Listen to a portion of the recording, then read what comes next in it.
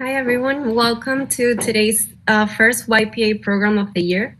We're very happy to be hosting a great group of panelists to talk about this very important topic of disinformation and its impact in Latin America, considering the elections, the vaccines, and of course, the pandemic.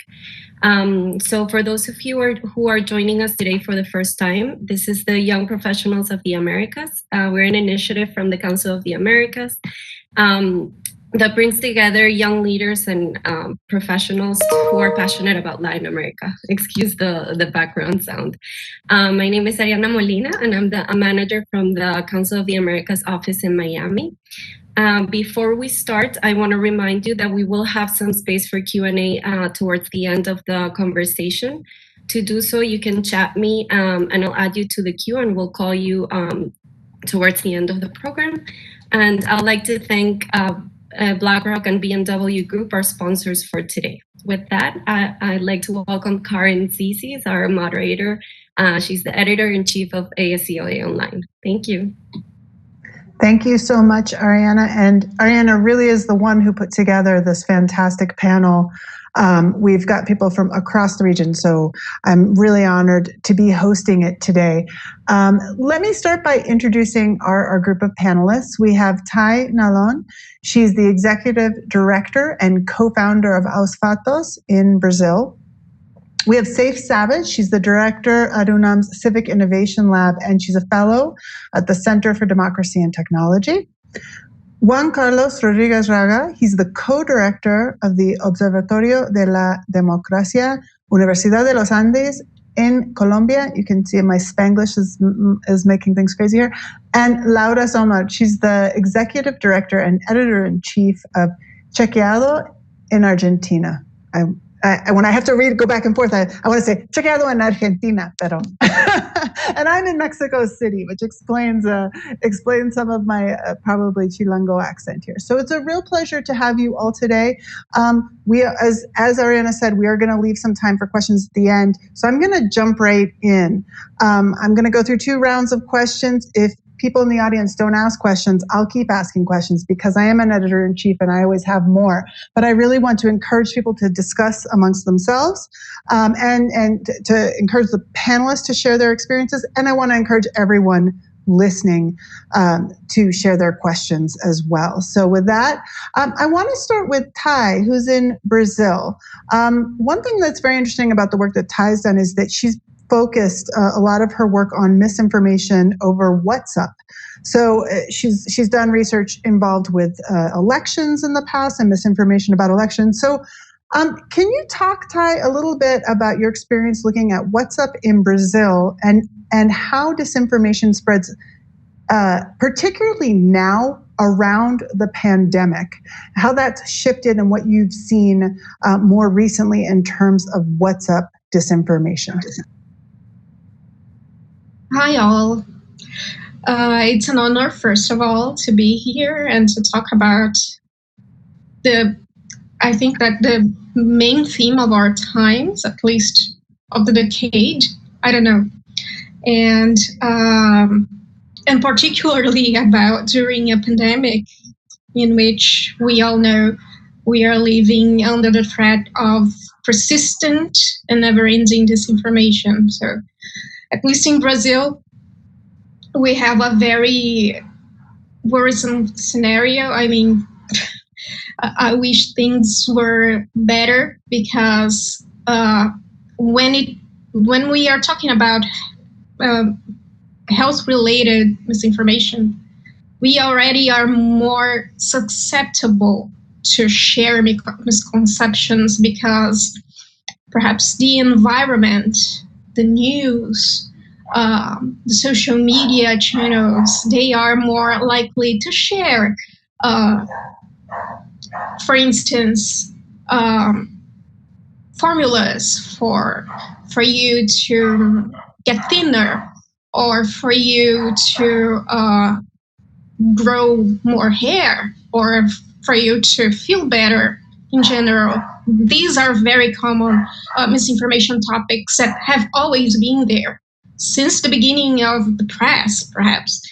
But it's not about it, what's going on in Brazil. what's going on in Brazil is something way more serious, because basically the polarization has become something that in a certain way contaminated the debate regarding the pandemic. So if you are prone to engage with certain political topics, you will also engage with certain topics of misinformation regarding the pandemic. And in WhatsApp, that we know that put together groups that are too extreme sometimes, too close together, and in a platform that doesn't provide easy access to the contradictory, to fact checks, or to other types of content, it is a challenge. Right now, what we are seeing in WhatsApp groups is not that much different from what we've seen during the 2018 election, but in the sense that it is politicized, right? It has become a topic of identitary politics. I mean, if you present yourself as a supporter of the government, for instance, that uses disinformation in order to develop its own public policies, you will engage with misinformation related to the pandemic. And in WhatsApp, this is a very good way for you to keep your agenda always on, to spread and organize disinformation campaigns that will be spread among other social platforms. So it's kind of the same environment that we have seen in 2018, but now we have the component that the very government endorses this kind of speech. So it had WhatsApp, not only WhatsApp, Telegram has been growing as a very important player, because WhatsApp is from Facebook, and Facebook has deplatformed Trump, and then there was a reaction from the extreme right towards Facebook and towards leaving its services. So Telegram is growing in Brazil also, but what we are seeing is this, that before we had some politicians that had an agenda using WhatsApp to be elected. And now, of course, we have elections next year already, but now we are seeing politicians using WhatsApp to stay in power and to use the power of the social networks to make an agenda that is based on misinformation to go on. Thank you. We're talking in this case about social media and sort of online sharing of misinformation. And I wanted to turn to Laura, who in a previous conversation, we talked a little bit about how so much of the time when we talk about disinformation, we're talking about online mediums, but traditional media has a role to play as well. Laura, can you talk a little bit about what you're seeing in Argentina and give us some examples of that? Yeah, sure. Before started talking about the traditional media and their main role in some of the most important disinformation during the pandemic, at least in Argentina, I want to add at what Tai said related to WhatsApp is one of the characteristics that we saw all around the region, and Tai can say if that happened also in Brazil, is that WhatsApp in some cases allowed us as fact checkers to know before the content is in an open platform what is working and started to be viral. Because in some cases, some of the groups that are creating this or misinformation made a kind of experiment in that places that are not necessarily open places. And if that works well, after some hours or sometimes some days, they put it on Twitter or Instagram, on Facebook. Then at least for some of our fact checkers, have a good community. And when I'm talking about a good community, I'm talking about not necessarily a partial or polarized community in the fact-checking organization, but a community in WhatsApp that can show you both of the bubbles in the polarization and can be a kind of small eye in both groups, allowed us to be preparing data or evidence that can be, after when it goes out, more quickly debunked.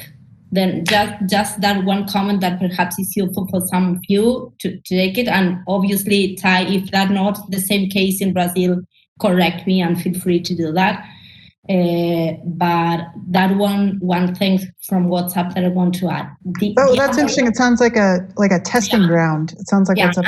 And the other one related to WhatsApp is that the pandemic allowed us to have a much more amount of people asking us fact checks via WhatsApp that perhaps weren't in the past the well-informed citizen or the citizens that were reading politics or economics in the newspaper. But as they are involved in the pandemic, because they are trying to be safe, they start to consume some of the fact checkers in the region via WhatsApp. Then that's the two ads for what I said. And related to media, one of the things that we repeat every time that we have the chance to talk about the phenomenon of disinformation nowadays is that, as Tai said, the propaganda or the false data is always been there. And there are new things related to social media and the possibility that social media made some of these campaigns much more cheaper and also more available for groups that are not necessarily big groups. But one of the concerns that we have trying to fight this information is that if we just focus on the social media, in some cases, we don't pay enough attention, for example, to the political leaders.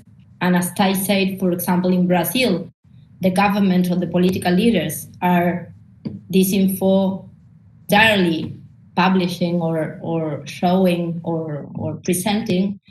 And the same happened with some traditional media. And the case that I want to share with you, and I'm going to be shortly, I promise, is that one of the most relevant cases in Argentina during the last months was a story related to, in Spanish we say dióxido de cloro, that it was a false cure that a lot of people said that can be good for COVID-19. And that message was really, really viral after a journalist or presenter, I'm not sure she's a journalist, use a bottle in a TV show saying you should drink this to be healthy or to be good if you have COVID-19.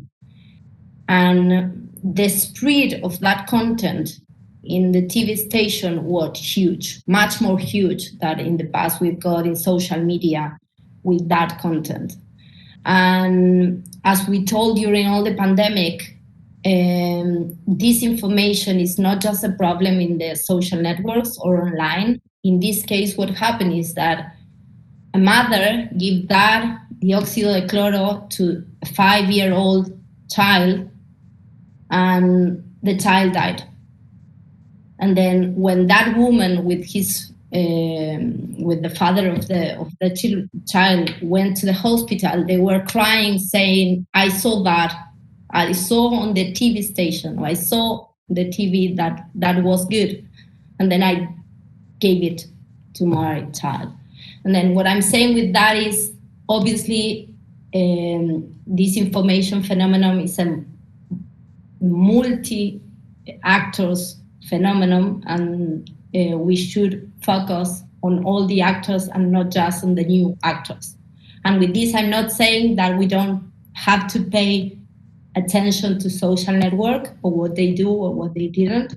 But what I'm saying is that not enough, or that strategy is not enough for the whole problem.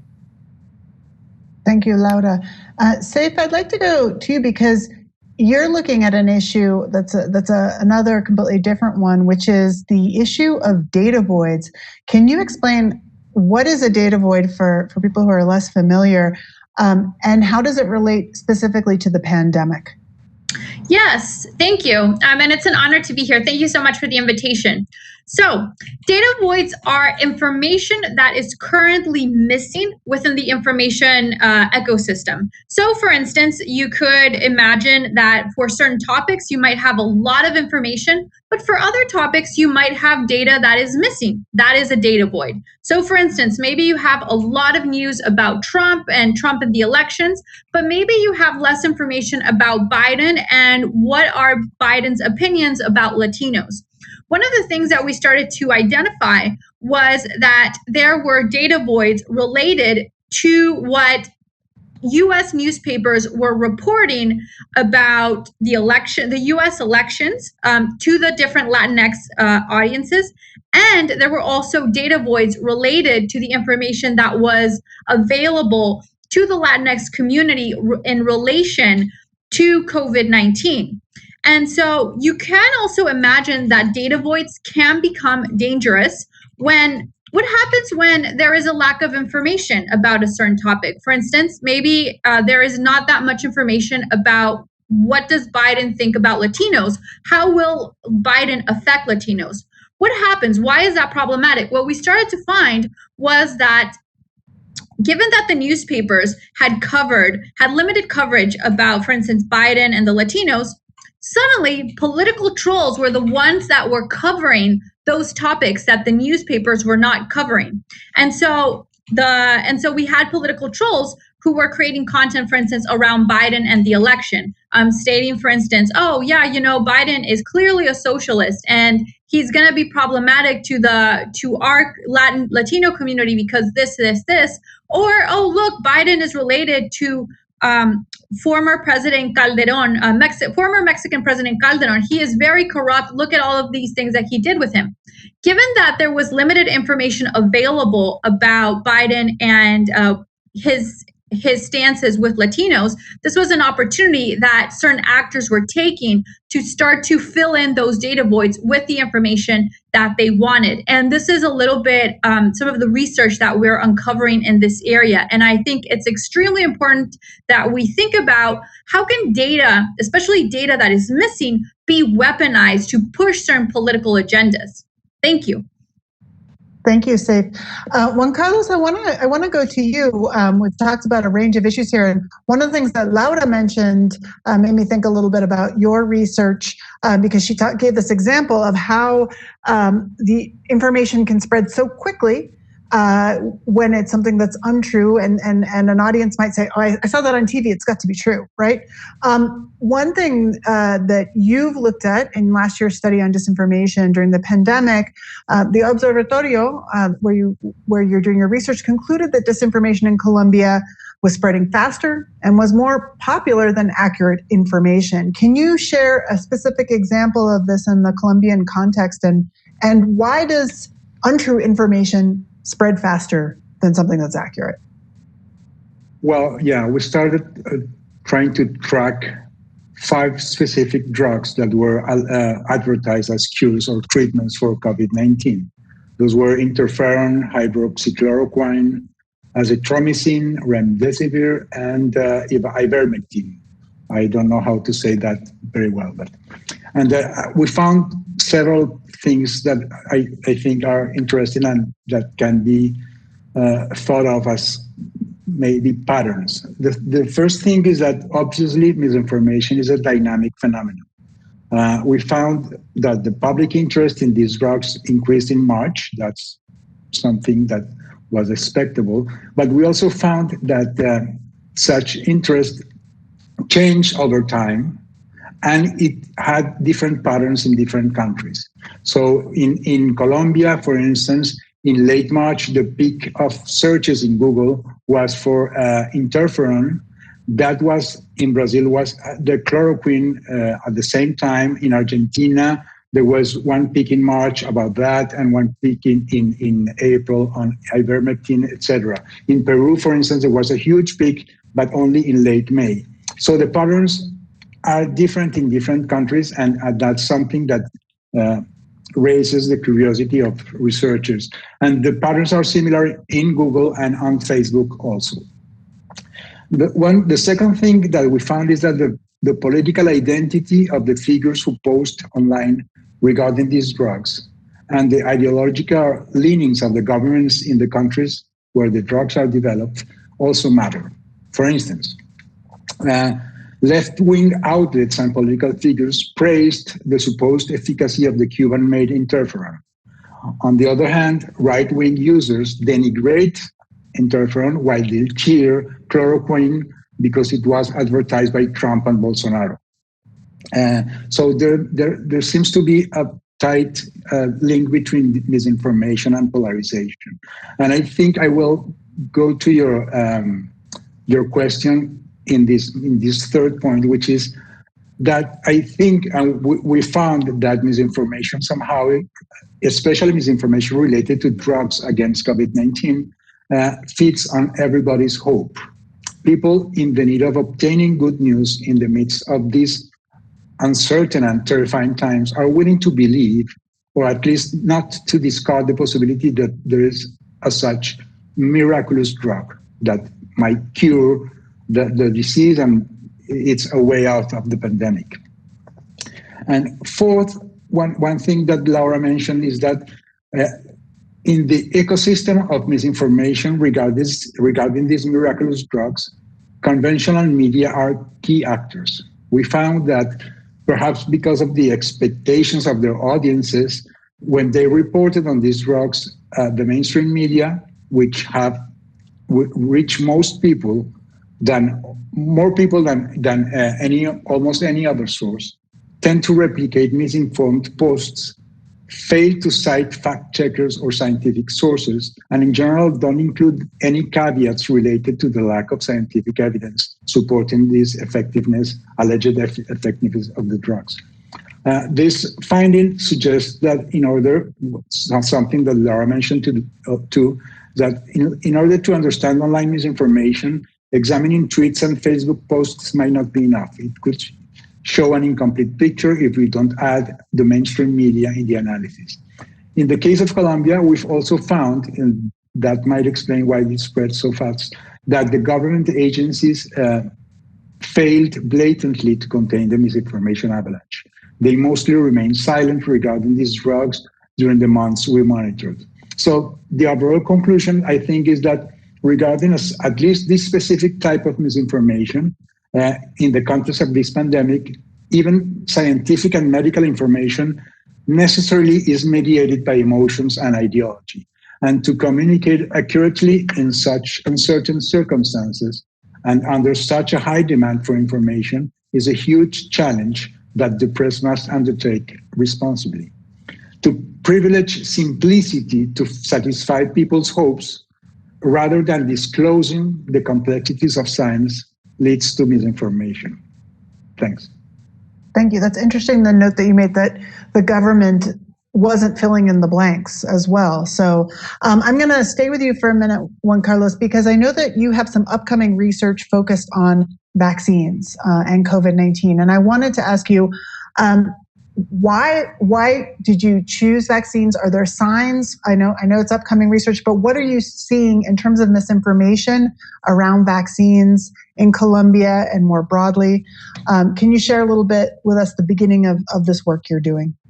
Yes, well, we think there are differences between this study on vaccines than the previous study on medication, especially because on top of the hope, the uncertainty and the complexity, vaccines are also surrounded by conspiracy theories and organized groups against vaccines. And so we wanted to see to what extent these theories and groups have reached Latin America. We know that in Colombia, there is not such a social movement. The anti-vaxxers is not very powerful, but in certain networks and in certain network, social media, there is some talk about anti-vaccines, and that's something that we wanted to understand. We found that a recent poll in Colombia shows that while in July, almost 3/4 of respondents said they were willing to take a COVID-19 vaccine, that percentage fell to less than 60% in November and December when vaccines are closer. And our own data show that trust in institutions is at its lowest in Colombia and perhaps in other countries in the Americas as well. So we are convinced, and that's what explains our interest in this. We are convinced that immunization campaigns, such as those launched in our countries, will only be effective to the extent that people are willing to embrace them. And that requires both trust in vaccines and trust in the institutions that will put them in people's arms. So understanding the forms and the role of misinformation we think, is key in this endeavor. Thank you, Juan Carlos. I know that questions are coming in the chat, and we're going to get to them. I do want to go through some more questions and hear about some of the work that our panelists are doing. So for Laura, I know that actually this month, Chequeado and UNESCO launched a platform called Portal Check. It's portalcheck.org. Do I have that right? If anybody wants to go check it out. And it has tools and information to help fight disinformation about the pandemic. Can you tell us how the portal works, what you're seeking to do with the work behind Portal Check in relation to the pandemic? Yeah, what we try to do with that initiative, that is initiative from UNESCO and also LATAM Chequea, that is not just Chequeado, is more than 30 organizations, including Ospatos and others from all around the region, is trying to put in one place different sources and tools for different people. Then Portal Check has a place where the influencers or content creator for social network can find advice or recommendation. There's another place where citizens can find resources or articles from different organizations in the region. There are some places where teachers can find content or guide to use at school. And then what we are trying to do there is to create a window that can allow different organizations that are working against this or misinformation or trying to fight disinformation to have a place where other people can know us and have the chance not just to read the day-by-day debunk, but also the work in common that we are doing against COVID. As Juan Carlos said, this uncertain time is, we always said, the perfect storm for the people that are creating disinformation.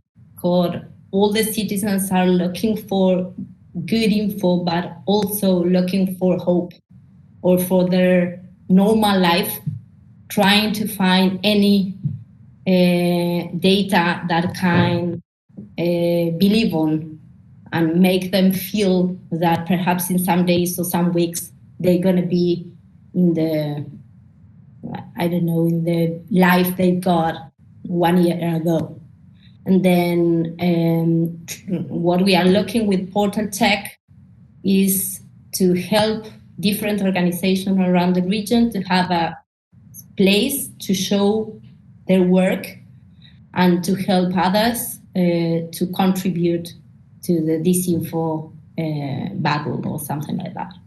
And obviously all of you are more than open and invite to suggest us different sources or tools that you find can be good to put there.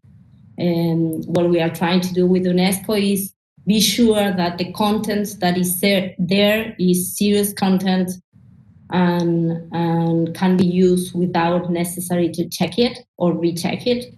And that's why we are involved on that. Great, thank you, Laura.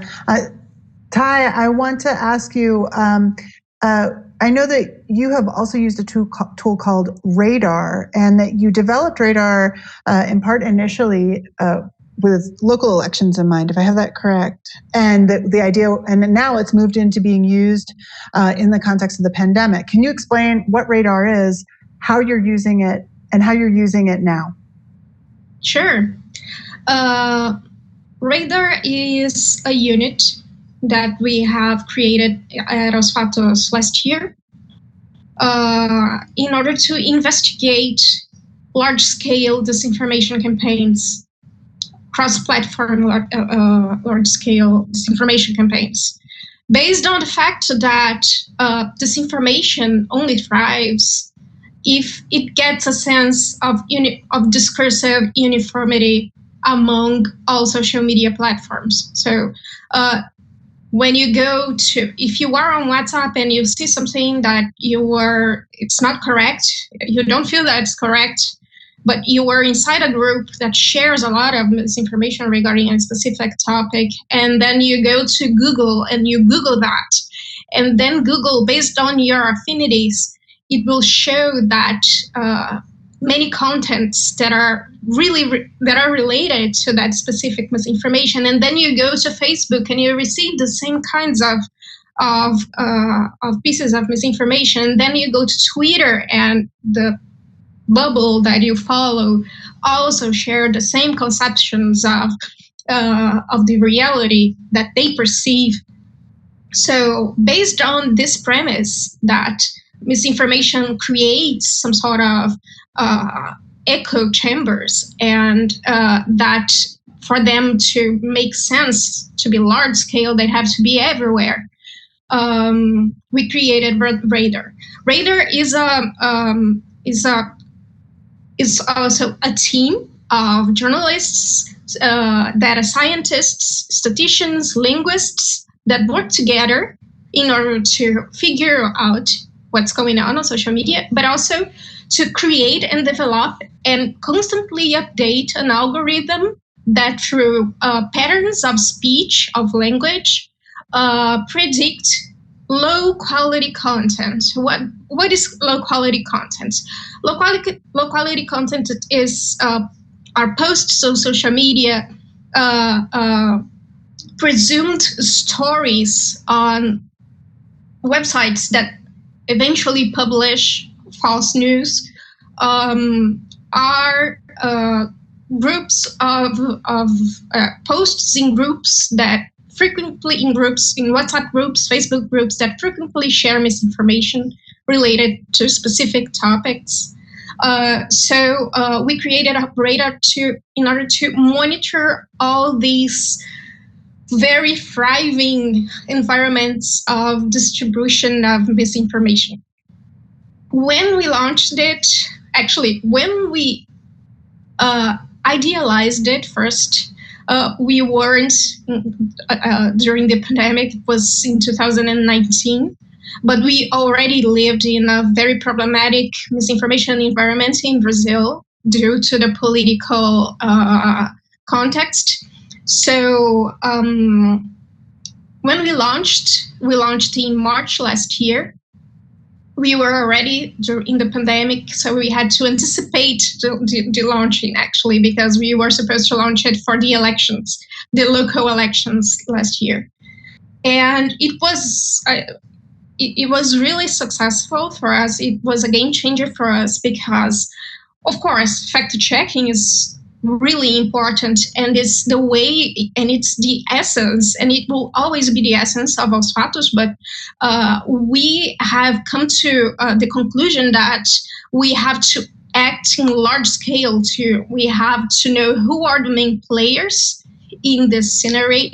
We have to prove that the most influential players are the politicians, and are the ones that have leaderships in their own groups. So they are influencers, and their misinformation matters most than other types of misinformation, which is precisely what fact-checking is about.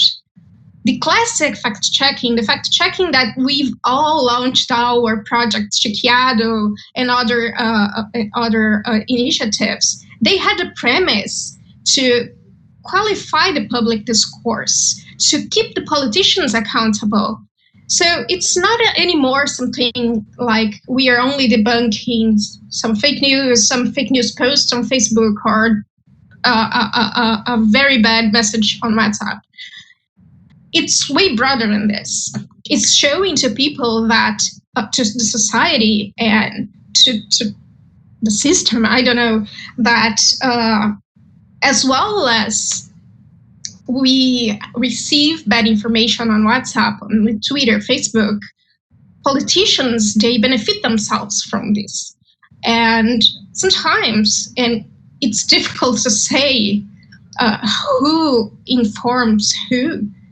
Sometimes we feel that those very politicians, they inform themselves through these problematic sources as well, because they are also inside these echo chambers, these bubbles.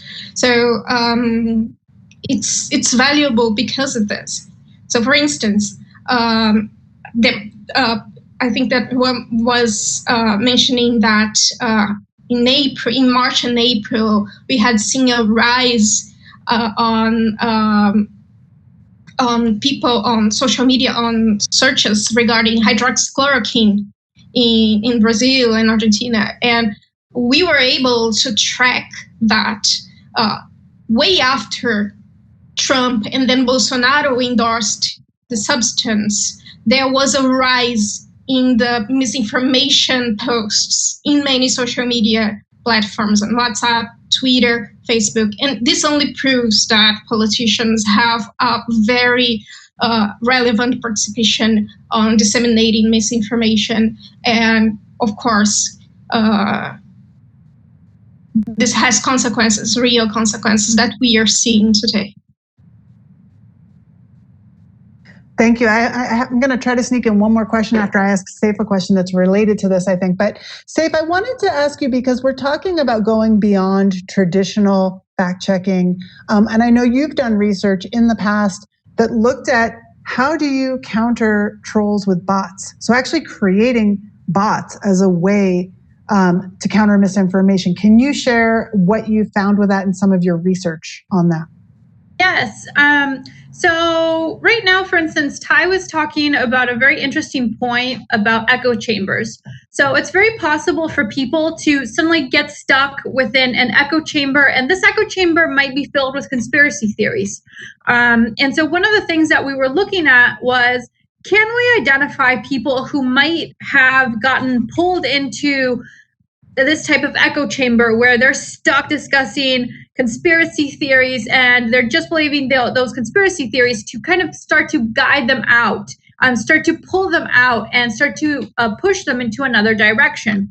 And so we looked a little bit into psychological research that has identified that a way in which you can get people to stop participating in conspiracy theories is by nudging them to focus on other things. And so based on this idea, what we did was that we created online bots. These bots are identifying, for instance, people who are discussing certain topics that might be related to certain conspiracy theories. For instance, let's say Pizzagate. And the bot identifies them and starts to guide them to use their energy on other things. So, for instance, people might be discussing, let's say, extensively about Pizzagate. Maybe these individuals actually have a lot of information about DC. Could we get those individuals to now start to contribute, for instance, Wikipedia articles where they use that knowledge to discuss maybe the characteristics of DC, what type of streets exist in DC? And so we started using bots to get people to use their energy into other things. And so on one hand, we started exploring bots that could guide people to use the vast knowledge that they had and that they were using to suddenly engage in conspiracy theories to now use their energy for other purposes. So that was one thing that we started exploring. Another thing that we started exploring was, again, you can have people that are stuck within their conspiracy theory could we suddenly get them to start to question if they might be biased in what they're thinking about? And so we identified, for instance, people who were engaging with news reports that had visual news bias. And our bot would go out, identify them, and then provide them with other evidence. Hey, have you seen this other news report that is showcasing that same story in this other light? What do you think? And so through this process, this is a way in which we can start to get people, pull them out of their echo chamber and start to get them to reconsider other angles. And so I think that there is value in terms of thinking about interventions that we can create within these platforms to start to pull people out. Great, thank you very much. I just did a time check, and although I have a question that maybe you can, I'm not going to ask it because I see that we have a lot of questions that Ariana is sending me. I want to just make 2 comments before we open things up to questions. One is Laura shared a report that she's done. There's some really interesting findings in there. She's shared it in English and in Spanish for whichever people prefer. One thing that I found great in some of the comments that she had in there, she talked about how fact-checking, it might not change someone's mind, but it might influence them to stop spreading misinformation. So some of the evidence of the work they've done and the impact it's had, and just even getting people to stop spreading misinformation, we can think of as an accomplishment, right? So I encourage you all to look at what she just shared. I had a question, and if you could work it in at some point, but I want to get to people's questions. Just some of the things that one thing that Ty mentioned that made me think about it is that I recently interviewed someone for a podcast about vaccines in Latin America. And at first I couldn't contact her because she had locked her account.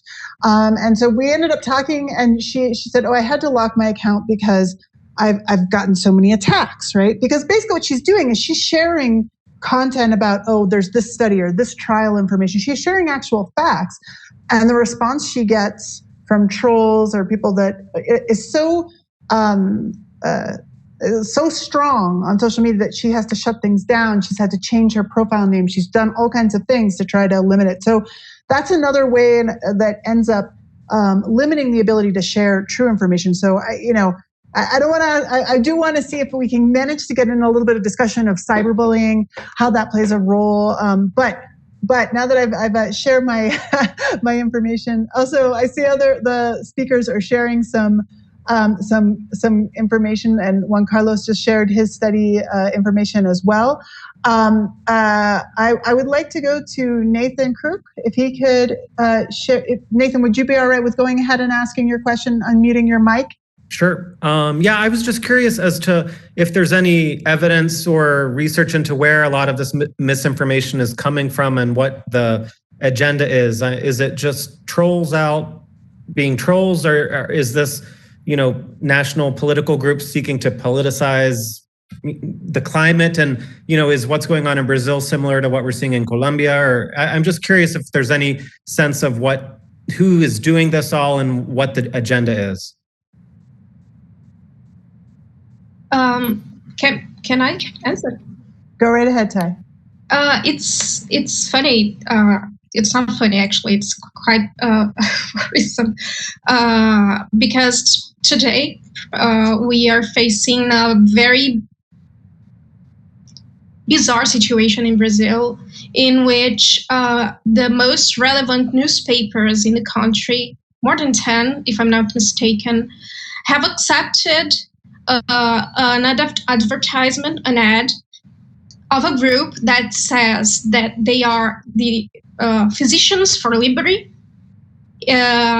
defending what they called early treatment against COVID. What is this? It's basically all that drugs that we were discussing earlier, hydroxychloroquine, ivermectin, and other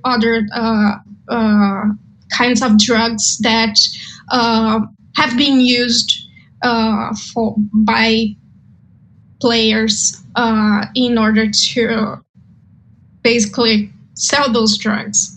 At the beginning of the month, if I'm not mistaken, one of the most prominent laboratories that fabricate ivermectin stated, published a statement saying that you can't buy ivermectin in order to treat COVID. It's not supposed to. It's not effective against the coronavirus, so that you can't buy. But the laboratory in Brazil that produces ivermectin stated that you should buy and use it for early treatment purposes, even though there isn't any early treatment. So there is this, how can I say, weaponization of economical interests with political interests, because after all, the government has engaged in promoting hydroxychloroquine, and when the vaccines were ready, there was a lack of intention of the Bolsonaro government to actually buy vaccines. So we are facing a shortage of vaccines at the moment because the government didn't buy, because it was too worried making propaganda to some of its supporters that actually sell these kinds of drugs. So it's kind of cloudy, because in a certain sense, this discourse that there is an early treatment in Brazil is very helpful to another discourse that comes from economical players, that the economy can shut down. That if you shut down stores, if you shut down industries, the economy will collapse. So it's quite good to have this sort of narrative being promoted by official sources, because that grants those players that their economic agenda will prevail. So I think there's a mix of everything in this context.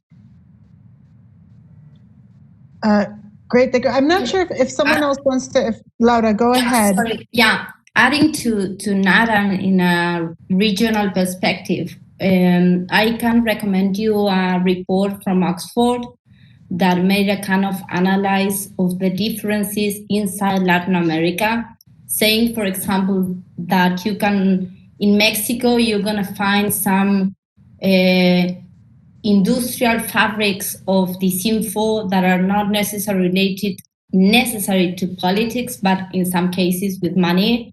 In other places, like Ty said, it's more related to political scenario. And in Argentina, for example, what they realize is they are not necessarily so sophisticated. They are more perhaps groups that open or start, and after a while or a period, they go out or they change. Then if you want, I can share it with all of you there. My recommendation, at least for you, is don't take general conclusions related to the region, because the in-deep research inside the region are showing really different approaches, and that different actors need different strategy to take them all, to fight them or to put it on evidence. It's not necessarily China or Russia misinfo. In some cases are local actors trying to earn money or trying to make power or continue in the government. Thank you. We had a recent scandal in Mexico in which it was uncovered that there were a large number of bots that were political operators, for example, and that was something very specific to Mexico. Saiph, I see I'm seeing some comments coming up. I don't know if Saiph, if you want to answer, but I'd let Saiph, why don't you go? Did you want to give something? We're running out of time, so I want to go into the next question. But if you'd like to share. Okay, I'll just comment actually very related to what you mentioned and also what Laura and Ty were mentioning. So we studied COVID-19 Latinx fact checkers. One of the things that we found was that even though these fact checkers were very much focused on the US, Mexican politicians were engaging with the content to do political attacks within Mexico. And so I think that one of the things that you have to consider is that when you're studying the Latinx community, it's very much well connected across all of Latin America. And so you're going to also have these, for instance, Mexican political actors suddenly jumping in, weaponizing your content, engaging in certain fights. And so those are some of the things that you have to consider when you're studying disinformation in the region. You can't study it separate. Great, thank you. I know that some of the panelists are sharing additional information. Thank you, Ty, for sharing the radar link. I encourage people to read the chat. There's a lot of commentary going on there, which is great. Tricky for me to keep up as a moderator, but I'm going to, I want to move next to a question from Alejandra Mejia. I'm going to ask people asking questions to keep their questions short, just as we are running out of time. And I'll just make sure that we limit to 2 panelists responding, so that we can get all of these questions in, because people want to talk to you. So go ahead, Alejandra, if you can, Ale, if you can unmute.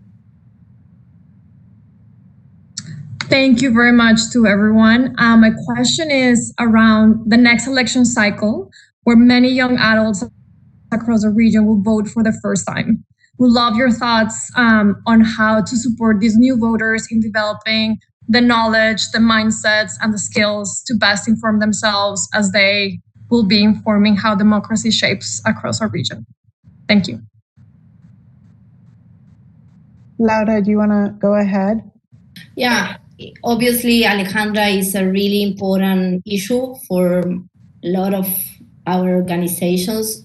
At Integrado, what we are running is a kind of experiment with a WhatsApp group just for people under 20, trying not only to have the input, but also to have them trying to identify the lack of info they are finding in the places where they are, because as we know, they are not necessarily consuming info or news in the same way that me or all people like me.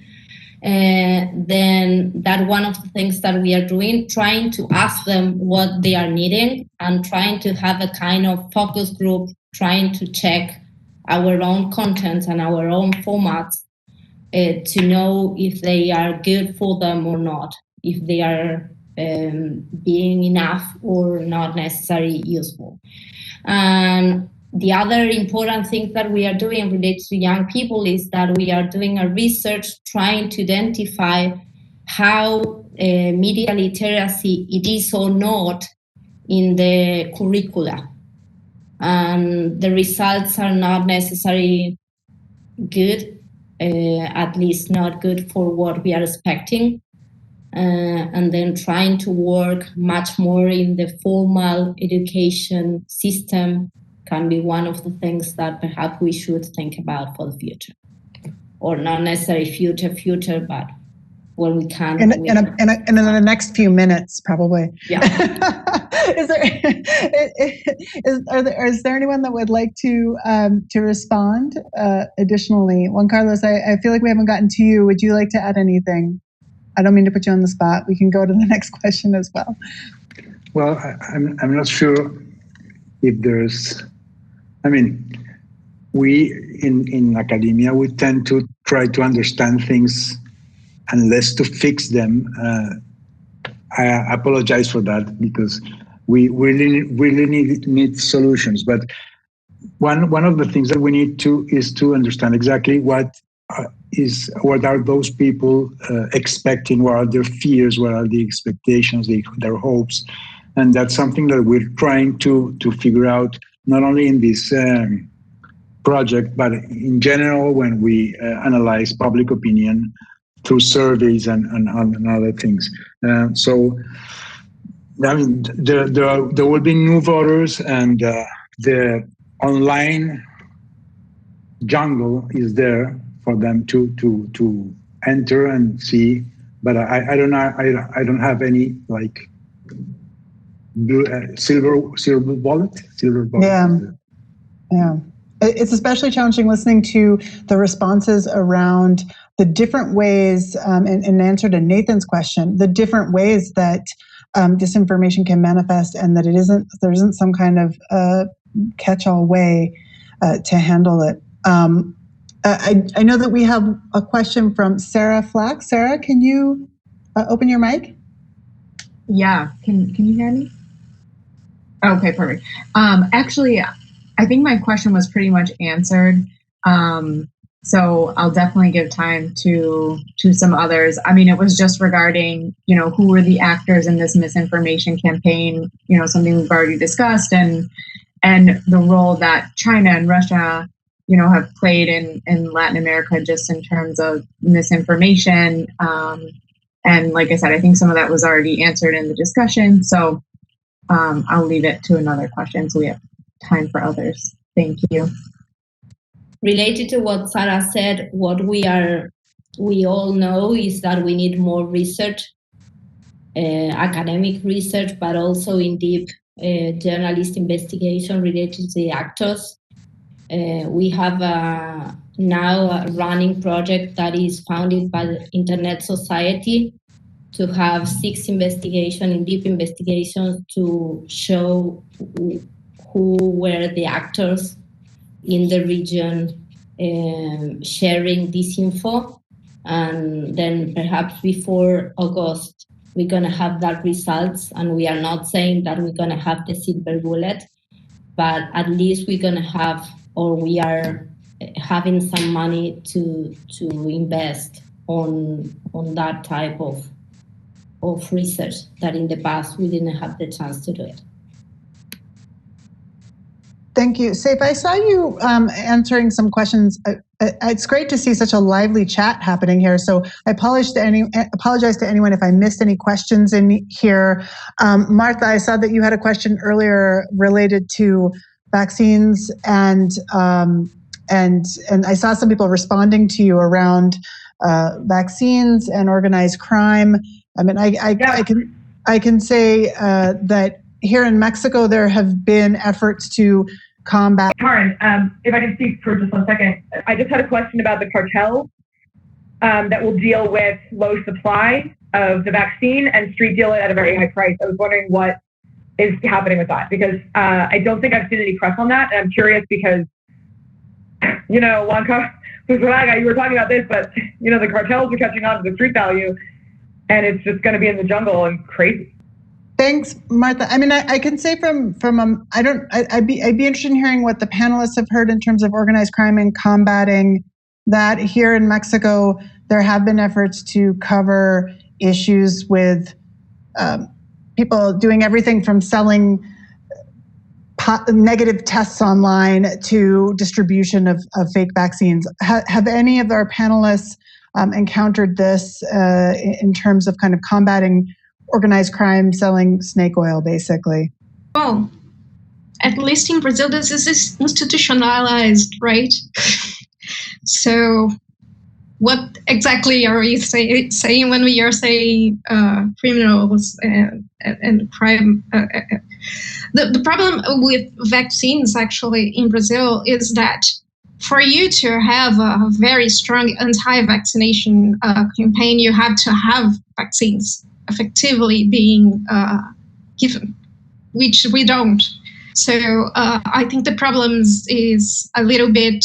It is something that it's before. It's prior to the problem per se, and this distribution of medicines that don't have proof of being a cure to the COVID, it gives us a very. Sorry, there's a dog here. It gives us a sense of being anti-vaccine can be something more broader than we thought that it was, and